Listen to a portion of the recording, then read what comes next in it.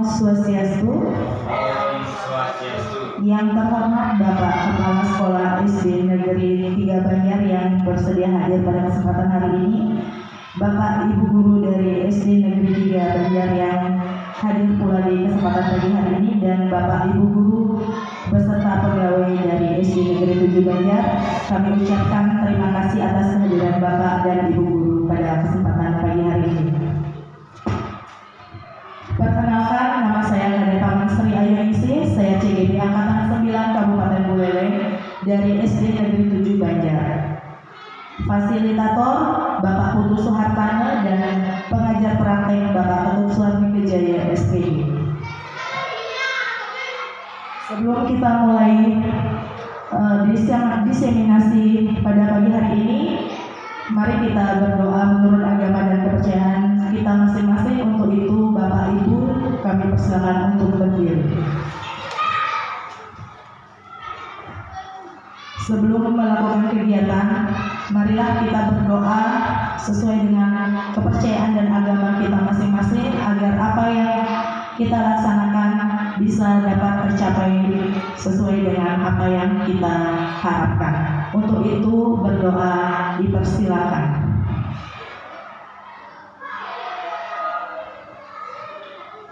Berdoa selesai, Bapak Ibu dipersilakan untuk duduk kembali. Pada pagi hari ini saya akan melakukan diseminasi budaya positif yang diberlakukan di SD Negeri 7 Banjar, dan mungkin bisa diimplementasikan juga di sekolah Bapak dan Ibu nantinya.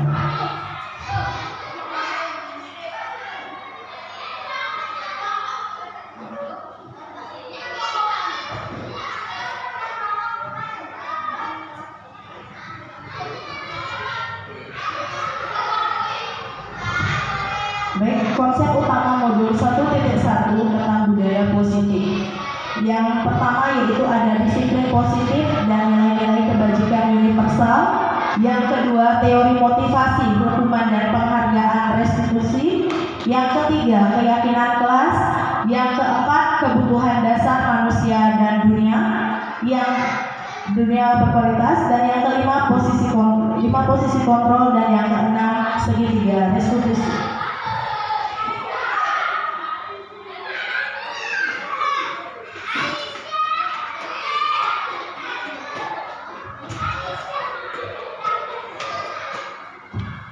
Yang kita bahas pada disiplin perubahan yaitu perubahan pembelajaran dengan paradigma baru.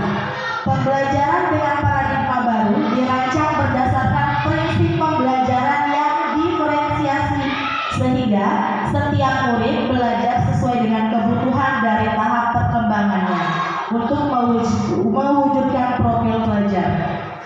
Sesuai dengan filosofi Ki Hajar Dewantara, diharapkan guru bisa menuntun sebagai penuntun, bukan pendidik. Diharapkan guru bisa menuntun anak-anak untuk mencapai sebuah perubahan pembelajaran sesuai dengan kodrat alam dan kodrat zaman yang dimiliki oleh anak. Selanjutnya,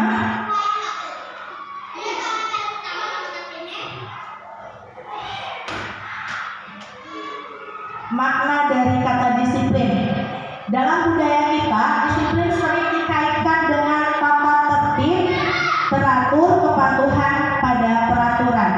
Disiplin juga dimaknai menjadi suatu yang dilakukan seseorang pada orang lain untuk mendapatkan kepatuhan. Kita cenderung menghubungkan kata disiplin dengan ketidaknyamanan. Jadi di sini sering dihubungkan bahwa kata disiplin itu dengan ketidaknyamanan. Karena kenapa? Mungkin dalam setiap kata disiplin itu akan ada yang namanya hukuman.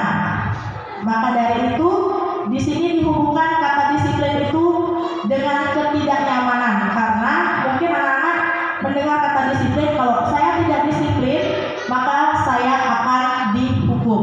Itu dikatakan disiplin itu berhubungan atau dihubungkan dengan ketidaknyamanan.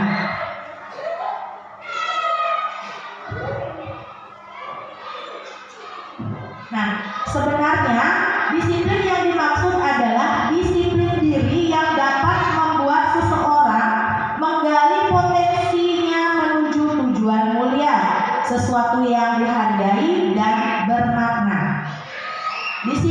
juga mempelajari cara kita mengontrol diri, menguasai diri, dan bertanggung jawab untuk memilih tindakan yang sesuai dengan kebijakan universal. Disiplin sebagai pendidik, tugas kita adalah menciptakan anak-anak yang memiliki disiplin diri yang positif sehingga mereka bisa berperilaku dengan mengacu pada nilai-nilai kebajikan universal dan memiliki motivasi intrinsik bukan ekstrinsik. Jadi diharapkan disiplin itu bisa menciptakan anak-anak yang memiliki disiplin positif sehingga mereka bisa berperilaku yang mengacu pada nilai-nilai kebajikan universal.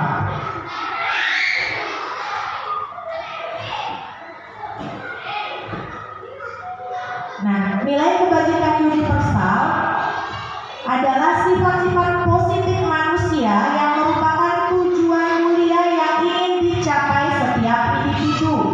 Nilai-nilai tersebut universal dan lintas bahasa, suku, bangsa, agama maupun latar belakang. Nah, nilai-nilai yang merupakan payung besar dari sikap perilaku kita, nilai-nilai yang menjadi fondasi kita dalam berperilaku. Jadi, nilai-nilai kebijakan universal itu adalah nilai-nilai di mana kita bisa dijadikan fondasi dalam kita melakukan atau kita berperilaku agar kita berperilaku positif. Di setiap apa yang kita lakukan kita harus positif.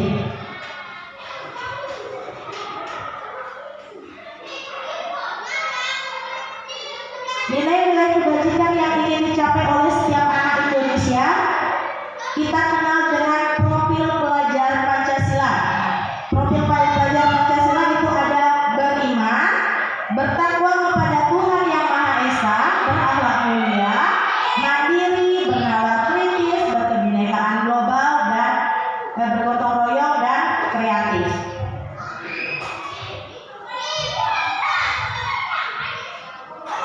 Dalam rangka menciptakan lingkungan yang positif, maka setiap warga sekolah dan pemangku kepentingan perlu saling mendukung, menghayati dan menerapkan nilai-nilai kebajikan yang telah disepakati bersama. Dalam penerapan nilai-nilai kebajikan ini, perlu adanya disiplin diri yang tumbuh dari motivasi internal. Yang selanjutnya yaitu teori motivasi, hukuman, dan penghargaan restitusi.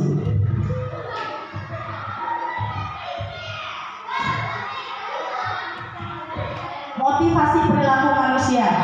Motivasi adalah dorongan yang timbul pada diri seseorang secara sadar atau tidak sadar untuk melakukan suatu tindakan dengan tujuan tertentu. Motivasi terbagi menjadi dua, ada motivasi intrinsik dan ekstrinsik. Motivasi ekstrinsik itu berasal dari luar, sementara motivasi intrinsik berasal dari dalam.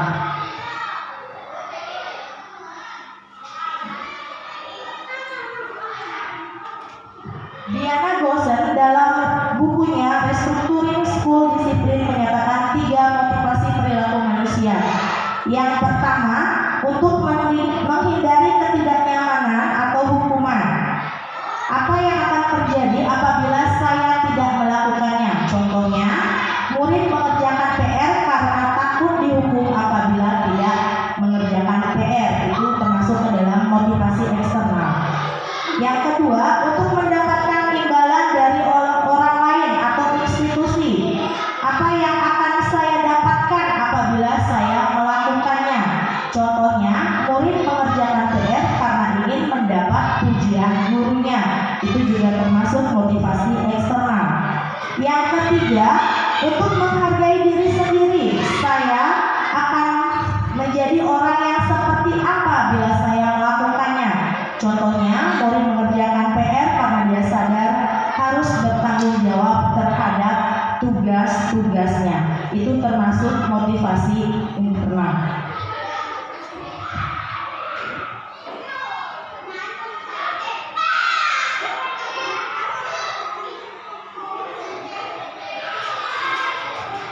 Hukuman dan konsekuensi. Saat terjadi pelanggaran terhadap keyakinan kelas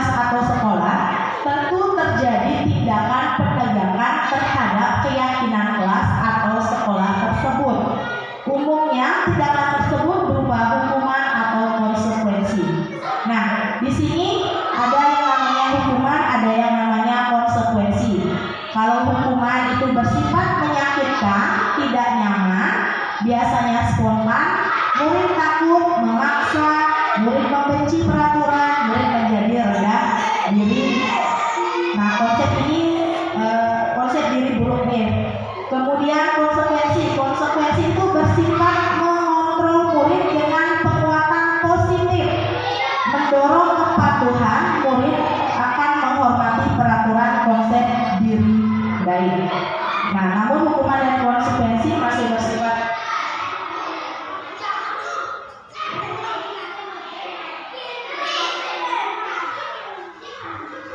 kemudian restitusi. Nah, restitusi di sini adalah proses menciptakan kondisi bagi murid untuk memperbaiki kesalahan mereka sehingga mereka bisa kembali pada kelompok mereka dengan karakter yang lebih kuat.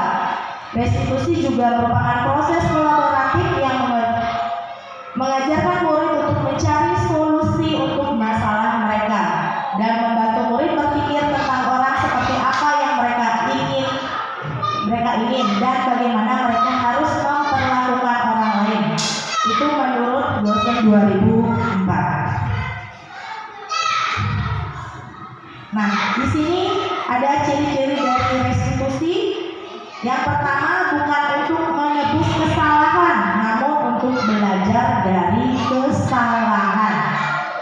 Yang kedua, memperbaiki hubungan. Yang ketiga, tawaran bukan paksaan. Yang keempat, restitusi menuntut untuk melihat ke dalam diri. Yang kelima, restitusi mencari kebutuhan dasar yang mendasari tindakan. Yang ketujuh, restitusi diri adalah cara yang paling baik.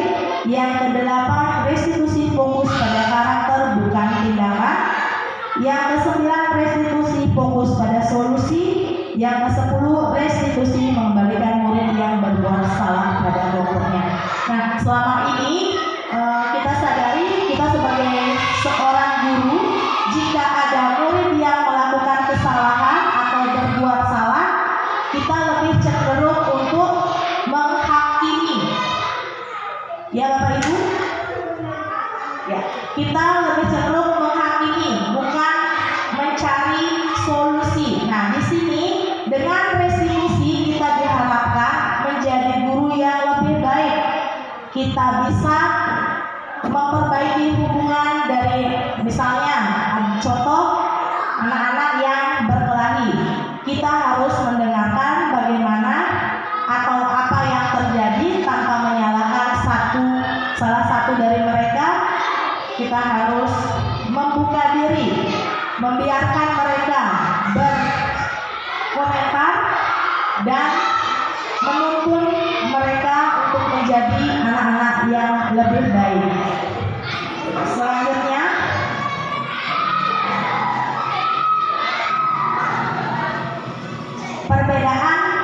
perbedaannya di sini ada contoh kasus tidak mengerjakan PR yang termasuk hukuman. Guru menghukum murid tersebut maju dan berdiri di depan kelas selama jam pelajaran. Terus yang termasuk dalam konsekuensi, guru memberikan konsekuensi yang telah disepakati, misalnya murid mengerjakan PR-nya saat jam istirahat. Kemudian di sini yang restitusi, guru menanyakan alasan tidak mengerjakan PR, menanyakan keyakinan kelas atau kesepakatan kelas yang dilanggar dan membantu murid menyelesaikan masalahnya.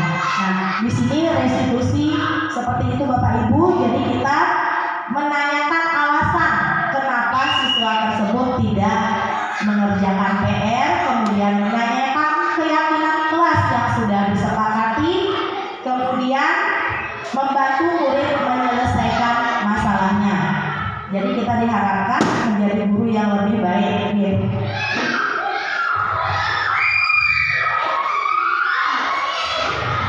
Nah, selanjutnya dihukum oleh penghargaan.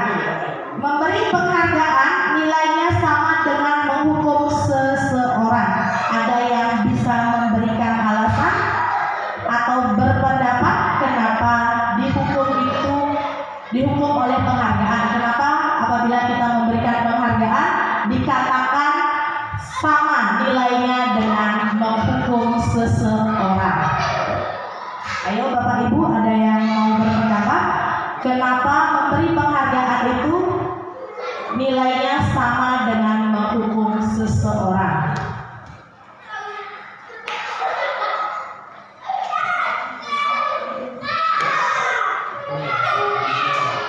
Ayo, memberi penghargaan nilainya sama dengan menghukum seseorang. Bapak Ibu ada yang mau berpendapat? Ya, silakan Ibu Dewi Pak.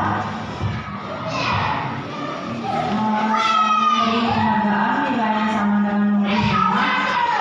Mungkin karena memberi penghargaan itu motivasi peserta didik berasal dari bukan dari dirinya, berasal dari pihak lain.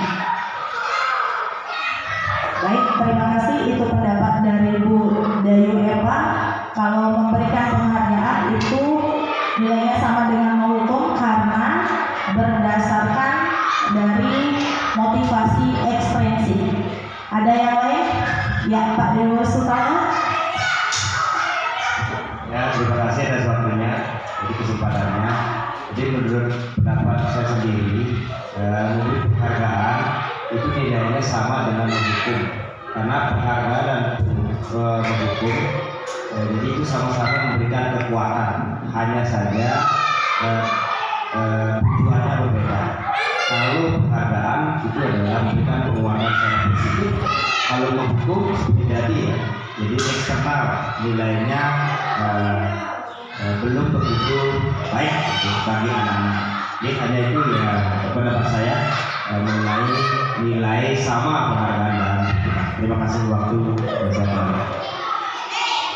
Baik, terima kasih buat Bapak Dewi Ketut Sultana atas pendapatnya. Ya, jadi dihukum oleh penghargaan atau memberikan penghargaan itu nilainya sama dengan menghukum. Di sini dimaksudkan apabila kita memberikan penghargaan yang berlebihan atau setiap siswa itu berhasil melakukan sesuatu kita memberikan penghargaan, maka siswa tersebut akan melakukan sesuatu karena hanya mengharapkan penghargaan yang diberikan oleh gurunya. Jadi dia itu tidak mau melaksanakan apabila tidak mendapatkan penghargaan atau pujian dari gurunya.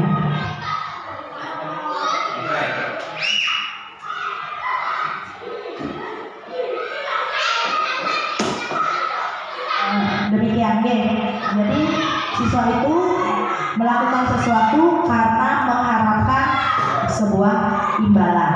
Jadi itu tidak ada kemauan dari dalam dirinya sendiri. Baik, terima kasih untuk Bapak Dewi Ketut Sultana dan Ibu Dewi Eva atas pendapatnya. Selanjutnya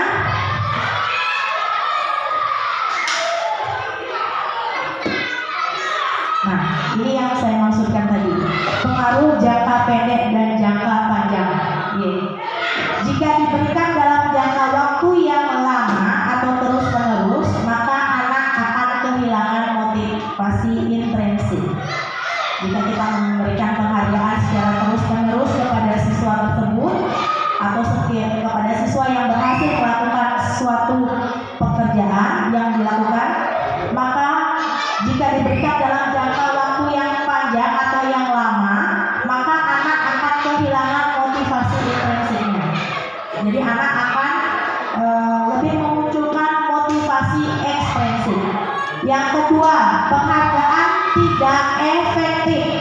Jika anak mengharap penghargaan dan tidak mendapatkannya, maka ia akan kecewa dan tidak akan berusaha sekeras sebelumnya. Kalau kita selalu memberikan penghargaan kepada siswa tersebut dan saat siswa tersebut tidak kita berikan suatu penghargaan, maka mereka akan kecewa dan tidak akan melakukan atau tidak mau bekerja keras untuk mendapatkan sesuatu. Kemudian yang ketiga, penghargaan merusak hubungan. Jika anak diberikan penghargaan atau dipuji di depan orang banyak, maka yang lain akan merasa iri. Benar apa tidak Bapak Ibu? Benar, ya benar. apabila kita selalu memuji satu orang di kelas itu kan ada banyak siswa. Kalau kita hanya memuji satu atau dua orang, maka yang memiliki kemampuan lebih rendah daripada yang kita puji akan merasa iri, dan itu bisa memunculkan perseteruan atau hubungan tidak baik antar siswa.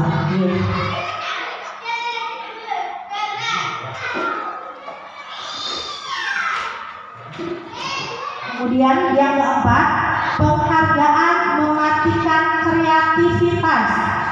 Nah, menurut penelitian menunjukkan bahwa pekerjaan menjadi kurang kreatif bila dijanjikan hadiah atau penghargaan, karena fokus utamanya adalah memperoleh penghargaan, bukan memperoleh hasil terbaik. Kemudian yang kelima, penghargaan menghukum. Penghargaan menghukum mereka yang tidak mendapatkan penghargaan. Contoh, sistem ranking. Anak yang mendapat ranking kedua akan merasa paling dihukum, karena anak-anak akan berlomba mendapat ranking 1. Maka dari itu kurikulum Merdeka diharapkan tidak mengisi ranking. Maka kurikulum Merdeka itu tidak ada rankingnya. Kemudian yang keenam, penghargaan mematikan motivasi intrinsik. Saat anak bangga dan gembira terhadap pencapaiannya, maka sebenarnya ia sudah mendapatkan penghargaan alamiah.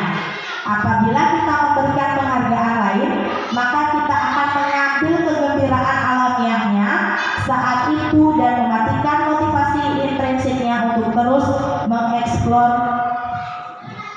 pencapaiannya. Pada saat kita memberikan dia dengan pencapaian, misalnya dia mendapat ranking 1, dia sudah bangga, saya dapat ranking 1 loh, berarti saya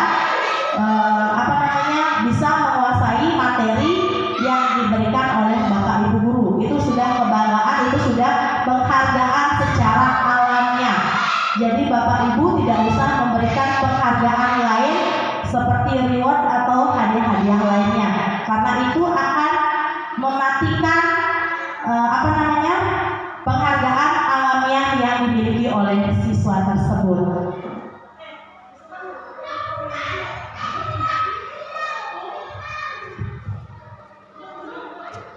Nah, yang ketiga kita bahas tentang keyakinan kelas.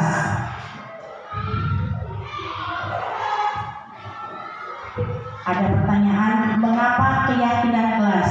Mengapa tidak peraturan kelas?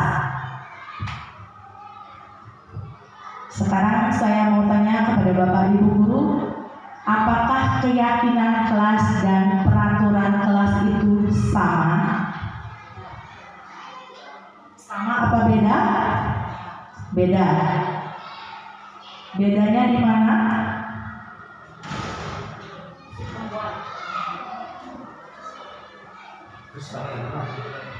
Coba lihat Ibu. Kalau keyakinan itu kan kesepakatan dari sesama siswa ya, peserta didik, dan kalau peraturan itu lebih mengikat. Baik, terima kasih. Kalau menurut Ibu Epi, keyakinan kelas itu adalah kesepakatan yang dibuat bersama dengan siswa, sementara peraturan itu bersifat mengikat. Ya, betul sekali Bapak Ibu. Keyakinan kelas dan peraturan kelas itu berbeda. Keyakinan kelas seperti yang dikatakan oleh Bu Epi yaitu kebersamaan atau sesuatu yang kita buat bersama-sama dan disepakati bersama-sama. Sementara peraturan kelas itu lebih mengikat, dan biasanya kalau peraturan kelas itu dibuatnya oleh guru saja tanpa berkoordinasi atau berkolaborasi dengan siswa untuk membuatnya. Ya. Di sini ada mengapa kita memiliki peraturan tentang penggunaan helm pada saat mengendarai kendaraan bermotor, itu untuk keselamatan. Yang kedua, mengapa kita memiliki peraturan tentang penggunaan masker dan mencuci tangan setiap saat itu untuk kesehatan.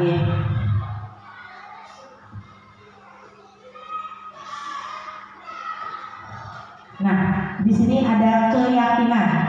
Nilai-nilai keselamatan dan kesehatan inilah yang kita sebut sebagai suatu keyakinan, yaitu nilai-nilai kebajikan universal yang disepakati secara tersirat dan tersurat lepas dari latar belakang suku, negara, bahasa maupun agama.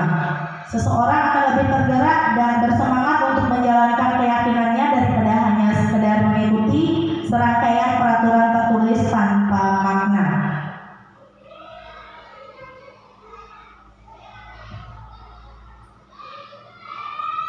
Nah, murid pun demikian Bapak Ibu, mereka perlu mendengarkan dan memahami arti sesungguhnya tentang peraturan-peraturan yang diberikan, apa nilai-nilai kebajikan di balik peraturan tersebut dan apa tujuan utamanya.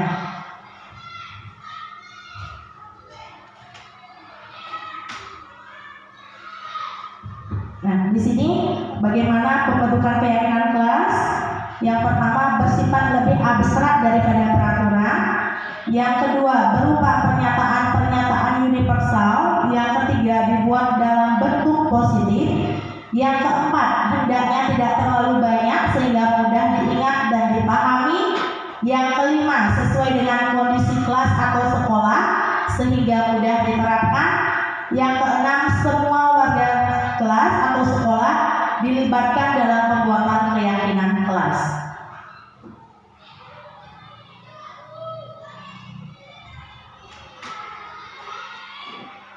Selanjutnya tentang kebutuhan dasar manusia dan dunia berkualitas.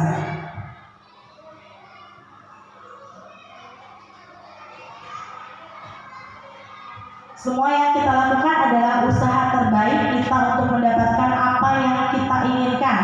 Ketika seseorang murid melakukan suatu perbuatan yang bertentangan dengan nilai-nilai kebajikan atau melanggar peraturan, sebenarnya dikarenakan mereka gagal memenuhi kebutuhan dasar mereka.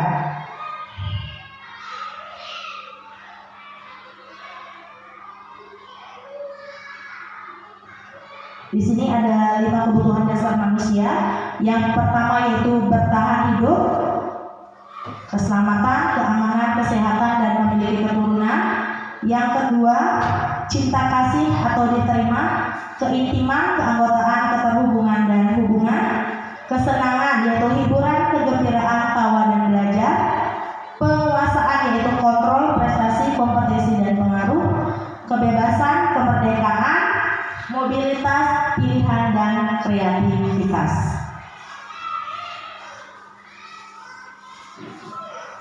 Di sini kebutuhan bertahan hidup adalah kebutuhan yang bersifat fisiologis untuk bertahan hidup.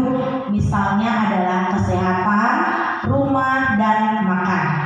Kebutuhan biologis adalah sebagai bagian dari proses reproduksi termasuk kebutuhan untuk tetap bertahan hidup. Proses reproduksi juga termasuk ke dalam kebutuhan untuk tetap bertahan hidup.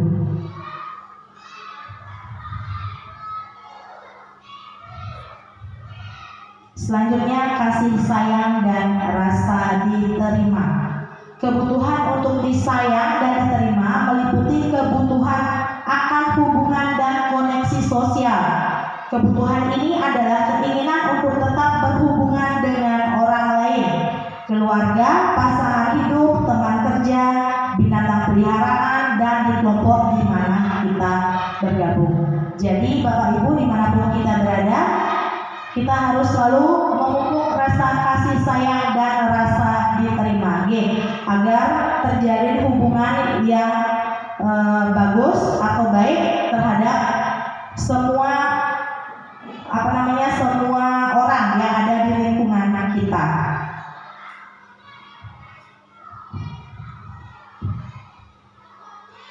Yang ketiga yaitu penugasan. Kebutuhan ini berhubungan dengan kekuatan untuk mencapai sesuatu, menjadi kompeten, menjadi terampil, diakui atas prestasi. Kemudian kebutuhan ini meliputi keinginan untuk dianggap berharga, bisa membuat perbedaan, bisa membuat pencapaian kompeten, diakui dan dihormati.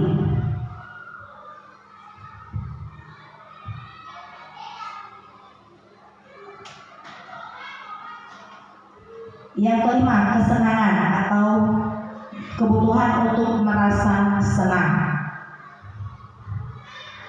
Yang pertama adalah kebutuhan untuk mencari kesenangan, bermain dan tertawa. Anak-anak dengan kebutuhan dasar kesenangan yang tinggi biasanya ingin menikmati apa yang dilakukan. Jadi anak-anak dengan kebutuhan dasar kesenangan, dia ingin menikmati apa yang dilakukannya.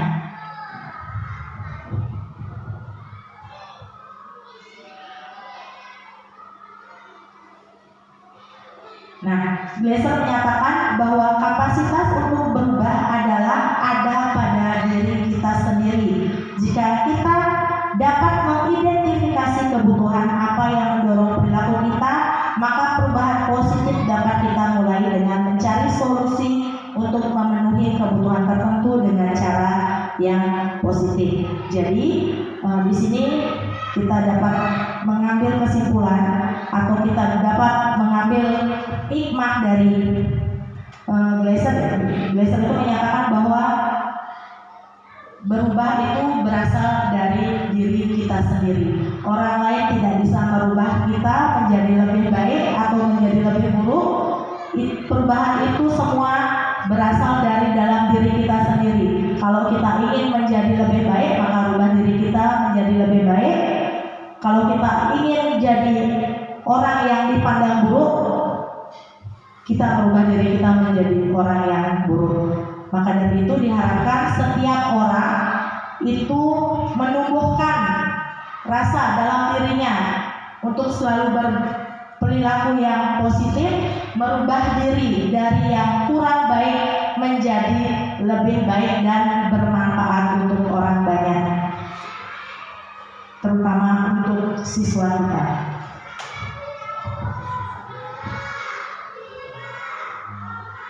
Nah, di sini ada 5 posisi kontrol. Yang pertama, penghukum, pembuat rasa bersalah, teman, pemantau, dan manajer.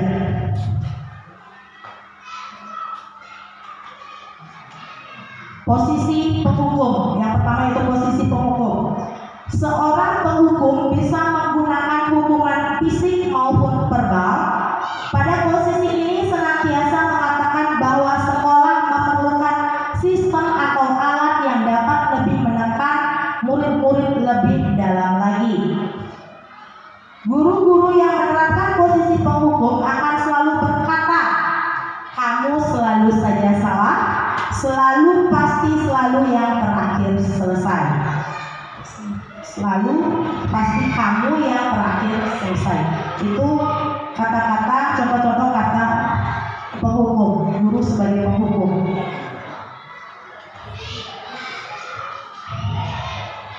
Ciri-ciri dan dampak posisi kontrol penghukum.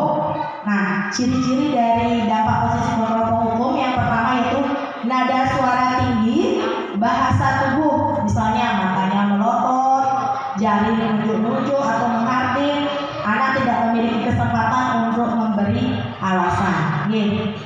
Jadi kita hindari itu.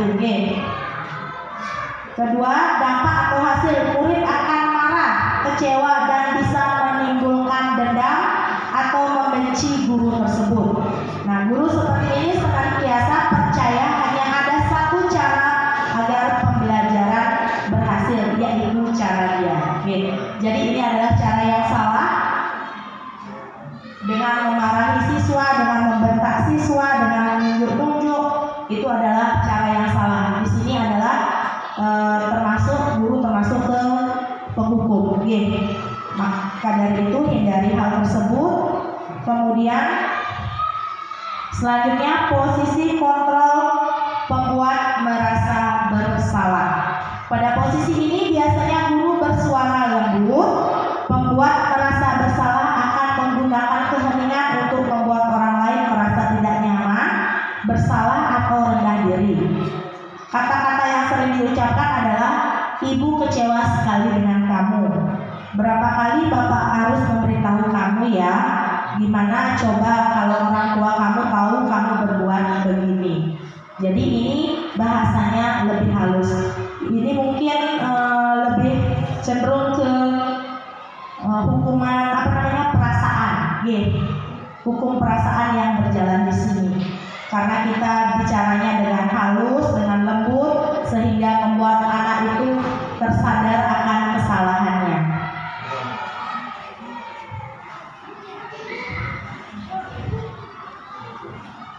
Yang selanjutnya, ciri dan dampak posisi kontrol pembuat merasa bersalah. Ciri-cirinya nada suara memelas, halus, sedih, dan bahasa tubuh merapat pada anak dan lesu.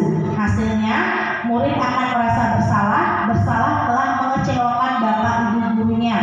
Murid akan merasa menjadi orang yang gagal dan tidak sanggup membahagiakan orang lain. Kadangkala sikap seperti ini lebih berbahaya dari sikap penghukum, karena emosi akan tertanam rapat di dalam murid menahan perasaan, tidak seperti posisi penghukum, di mana anak bisa menumpahkan amarahnya walaupun dengan cara negatif. Murid tertekan seperti inilah yang tiba-tiba meletus amarahnya dan bisa menyakiti dirinya sendiri atau orang lain. Kalau kita menanamkan rasa bersalah pada diri siswa, kemungkinan siswa itu akan tertekan dan melakukan hal-hal yang negatif terhadap dirinya sendiri.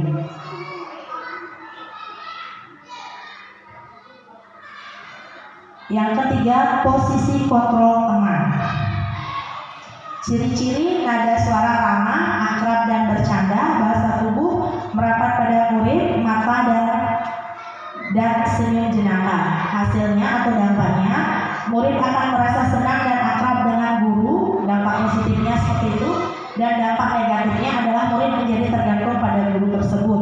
Hal lain mungkin timbul adalah murid hanya akan bertindak untuk guru tertentu dan tidak untuk guru lainnya. Kalau kita menjadikan murid itu teman, itu seringkali terjadi. Kalau kita menjadi teman untuk murid tersebut, maka murid itu kadang-kadang melunjak dia, merasa dirinya itu, dan bisa jadi tidak menghargai guru yang lain atau guru itu sendiri. Kemudian posisi kontrol pemantau. Ciri-cirinya, nada suara datar, bahasa tubuh yang formal. Hasilnya, murid memahami konsekuensi yang harus dijalankan karena telah melanggar salah satu peraturan sekolah. Seorang pemantau sangat mengendalikan perhitungan catatan data yang dapat digunakan sebagai bukti atas perilaku seseorang.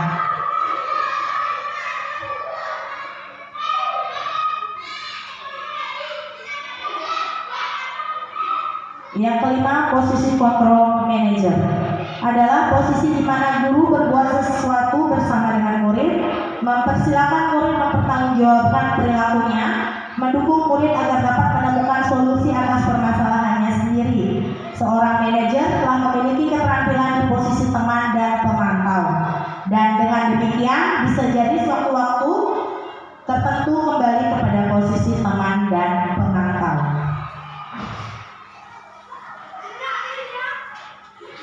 Ciri-ciri dan dampak posisi kontrol. Ciri-cirinya ada suara tulus, bahasa tubuh tidak kaku, mendekat ke murid. Hasilnya, murid menjadi mandiri, percaya diri, dan dapat memecahkan masalah. Tugas seorang manajer bukan untuk mengatur perilaku seseorang, kita membimbing murid untuk mengatur dirinya. Seseorang manajer bukan memisahkan murid dari kelompoknya, tapi mengembalikan murid tersebut ke kelompoknya dengan lebih baik dan kuat. Yang keenam, segitiga. Nah, di sini segitiga restitusi. Yang pertama yang dilakukan yaitu validasi tindakan yang salah dengan memberikan pertanyaan, adakah cara yang lebih efektif untuk mendapatkan apa yang kamu butuhkan. Kemudian menstabilkan identitas. Setiap orang pasti pernah melakukan kesalahan. Itu contohnya, kamu bukan satu-satunya yang pernah melakukan ini. Itu adalah contoh kalimat yang bisa kita ucapkan kepada siswa. Yang selanjutnya, yang ketiga, yaitu menanyakan keyakinan. Setelah kita menstabilkan identitas, maka kita menanyakan keyakinan kelas yang sudah disepakati bersama. Contohnya, keyakinan kelas apa yang telah kita sepakati? Yang kedua, kamu ingin menjadi orang yang seperti apa? Jadi kita bisa memecahkan masalah dengan restitusi, segitiga restitusi ini. Nah, tahapan segitiga restitusi sudah saya sampaikan tadi, yaitu menstabilkan identitas, validasi tindakan yang salah, dan menanyakan keyakinan kelas.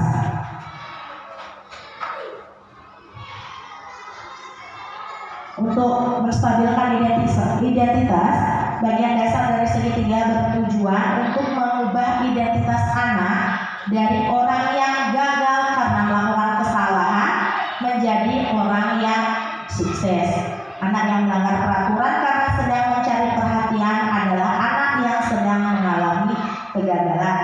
Dia mencoba memenuhi kebutuhannya, namun ada benturan. Nah, kalau kita ingin dia menjadi reflektif, maka kita harus meyakinkan si anak dengan mengucapkan kalimat-kalimat ini. Berbuat salah itu tidak apa-apa. Yang kedua, tidak ada manusia yang sempurna. Yang ketiga, kita bisa menyelesaikan ini. Yang keempat, kamu berhak merasa begitu. Yang kedua yaitu validasi tindakan yang salah. Menurut teori kontrol, semua tindakan manusia, baik buruk, pasti memiliki maksud dan tujuan tertentu. Seorang yang memahami teori kontrol pasti akan mengubah pandangannya dari teori stimulus respon ke berpikir proaktif yang mengenali tujuan dari setiap tindakan. Nah, kalimat-kalimat di bawah ini yang bisa dipakai untuk memvalidasi tindakan yang salah. Satu, padahal kamu bisa melakukan yang lebih buruk dari ini ya. Dua, kamu pasti punya alasan mengapa melakukan hal ini. Ketiga, kamu patut bangga pada dirimu sendiri karena kamu telah melindungi sesuatu yang penting buatmu. Nah, strategi ini menguntungkan bagi murid dan guru karena guru akan berada dalam posisi siswa dan karena itu akan memiliki perspektif yang berbeda. Selanjutnya yang ketiga yaitu menanyakan keyakinan atau seek the belief. Teori kontrol menyatakan bahwa kita pada dasarnya termotivasi secara internal ketika identitas sukses telah tercapai dan jika laku yang salah telah divalidasi, maka anak siap untuk dihubungkan dengan nilai-nilai yang dia percaya dan berpindah menjadi orang yang diinginkan.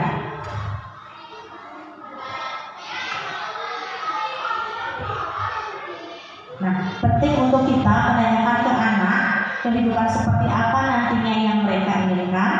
Apakah kamu ingin menjadi orang yang sukses, bertanggung jawab atau dipercaya? Yang ketiga, kebanyakan anak akan mengatakan iya, tapi mereka tidak tahu bagaimana caranya untuk menjadi orang seperti itu. Setelah anak sudah mendapat gambaran, sudah mendapat gambaran yang jelas tentang orang seperti apa yang mereka inginkan, guru dapat membantu anak-anak tersebut untuk tetap fokus pada gambaran tersebut.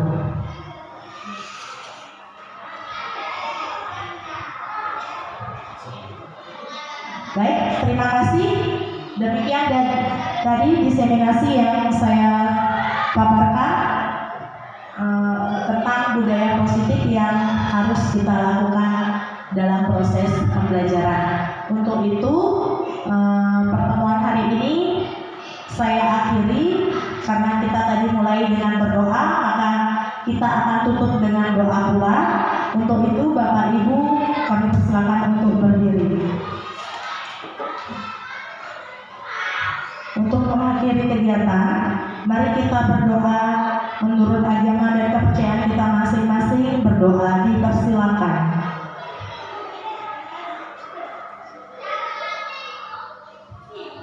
Berdoa selesai. Terima kasih kepada Bapak Ibu guru yang telah hadir dalam kegiatan diseminasi.